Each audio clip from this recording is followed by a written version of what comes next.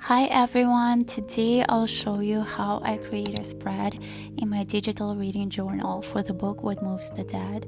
I use the Goodnotes app for my reading journal along with a few other apps for image editing. Pinterest plays a big role in my creative process. It's where I find inspiration, backgrounds, and images that match the book's vibe. For popular books, there are usually lots of collages that people have made in the past, so you can use them to spark some new ideas. And the goal here is to find images that reflect the mood I want to capture so I can put everything together later in Goodnotes. Sometimes I focus on specific colors or backgrounds that match the book's tone. For instance, I searched for dark green because the forest and the lake were key elements in the book's setting. And I also searched for terms like what moves the dead aesthetic or mushrooms, since fungus was a big theme in the book. Basically, I save anything that feels like it could feed the essence of the story. The overall vibe also reminded me of the Hunting of Bly Manor series, especially the eerie lake and the creepy house on the background, which instantly came to mind while reading this book. And later I will use tools like background removers and outline effects to put everything together.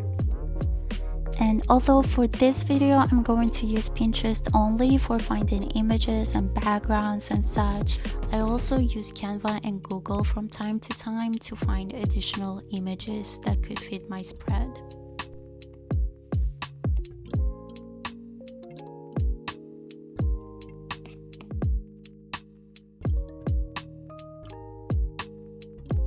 To remove a background from image, I use an app called Magic Eraser. Few minutes later. To use it for free, you're gonna have to stay through a net though, which I think is a fair deal. And personally, I find this app super handy, but you can also search remove background for free on Google to find similar websites or apps that can work for you.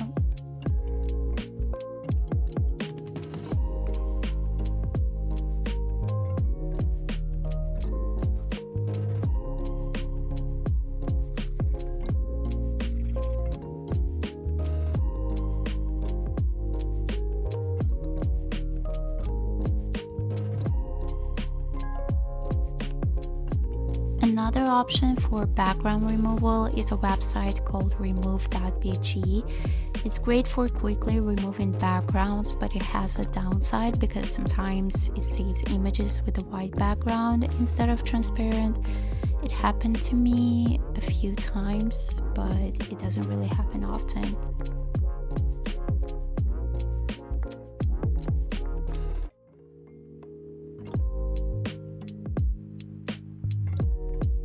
To add outlines to images, there are several tools you can use.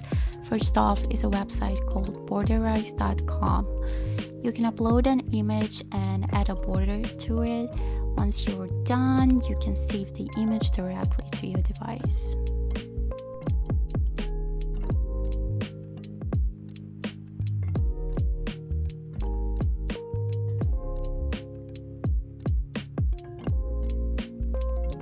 Canva also has an outline feature that you can use for free.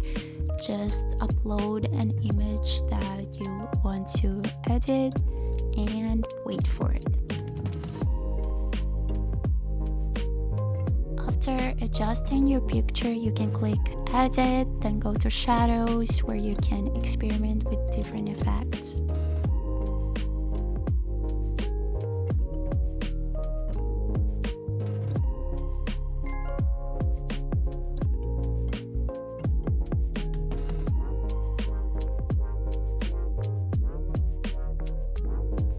Unfortunately, if you don't have a paid version of Canva, it won't allow you to save an image with transparent background.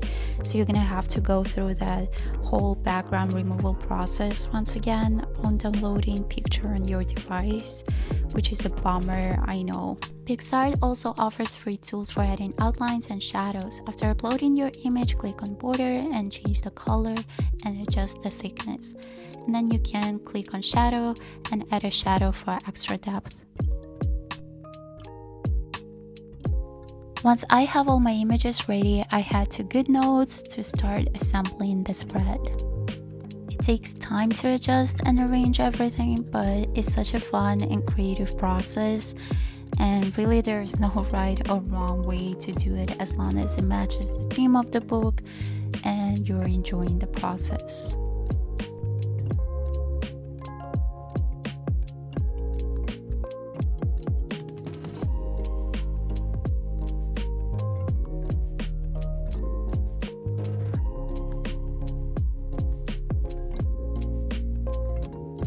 When I made my first spread, it really felt like I wasn't doing a really good job, but I reminded myself that it's not a school assignment, it won't be graded by anyone, and I'm not competing with anybody.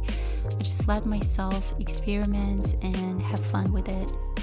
At the end of the day, the goal is to create a visual representation of the book's theme, so enjoy the process and don't stress too much about perfection.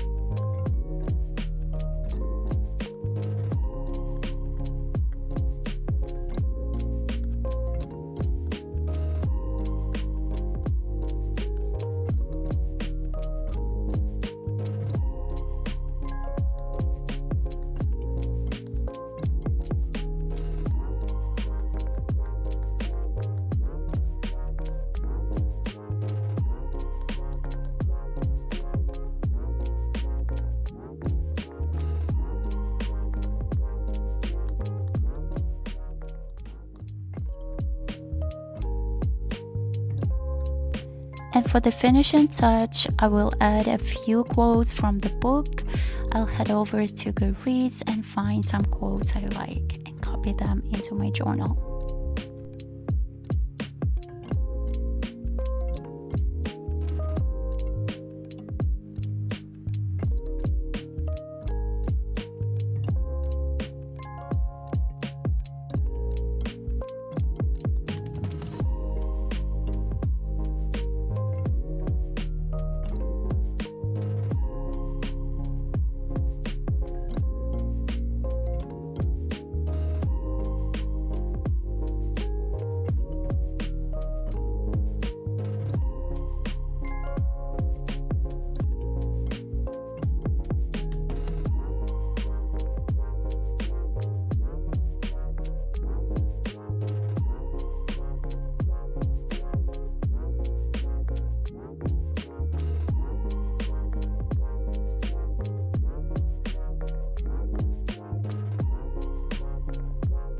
Well, that's it. I think I'm satisfied with the results. Let me know what you think, and if you found this video helpful, please don't forget to like, and let me know if you want more tutorials like this. Thank you so much for watching, and I'll see you in the next one.